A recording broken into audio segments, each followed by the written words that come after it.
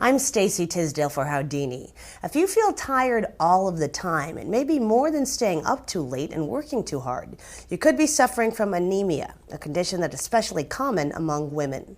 Mary Bolster is editor-in-chief of Natural Health magazine. Mary, welcome. Thank you, Stacy. It's really nice to be here. So many of us just feel like this all the time. What is anemia? Well, anemia is pretty pure and simple. It's an iron deficiency in the blood.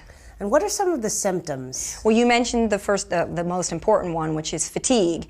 And it's usually a fatigue that happens when you're getting enough sleep. So it's not staying up late and working long hours. It's getting a lot of sleep and still feeling fatigued.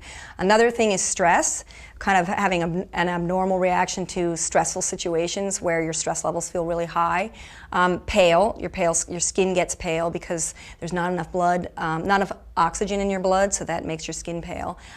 Being really unfocused, so feeling very scattered. And then another thing, which doesn't happen in every case, and it's kind of odd, but it's a craving to chew. A lot of us feel like this all of the time. How can we go about finding out if it's anemia? Well, you know, fatigue is really the biggest part of it, and sometimes the fatigue becomes so extreme that you feel weak and you feel faint, and that's really when you have to get yourself to a doctor, and you need to get a blood test, which measures the hemoglobin and the hematocrit and the levels of your red blood cells. And those are the things you get tested. If those numbers are low, you have anemia. But it's really kind of a fatigue that's so strong that you feel weak most of the time. Is this a serious medical condition? Well, the problem is if it goes unchecked, it can become very serious. It can actually feel like a heart attack, where you have rapid breathing, an irregular heartbeat, and chest pain. So some people are rushed to the emergency room thinking they're suffering from a heart attack, and they're actually just anemic.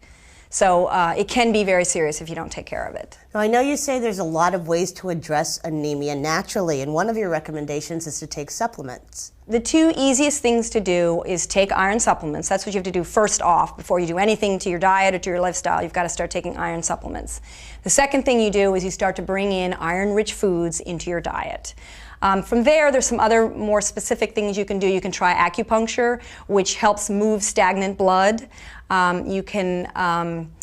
You have to exercise with care, because sometimes over-exercising can exacerbate anemia. So if you're a fairly athletic person who exercises a lot, you really want to kind of you want to check that. Energy drinks, you say, can also help us feel better. Oh yeah, there's these energy drinks that sort of are high in algae-based. They're not like sports drinks that I think most people can think of when they hear the word energy drinks. These are sort of more specific high iron energy drinks. And also you say that we can eat iron-rich foods. Yeah. There's a lot of great iron-rich foods. Most people think of liver. When they are told that they're anemic, they think, oh my God, I'm going to have to go home and start drinking liver shakes. No, you don't have to do that. There's a lot of more palatable foods that you can eat that are higher in iron, like clams. I don't know that everybody loves clams, but there's clams, there's oysters, soybeans, tomato puree, prune juice. Now, that might be a liver equivalent on some people's lists.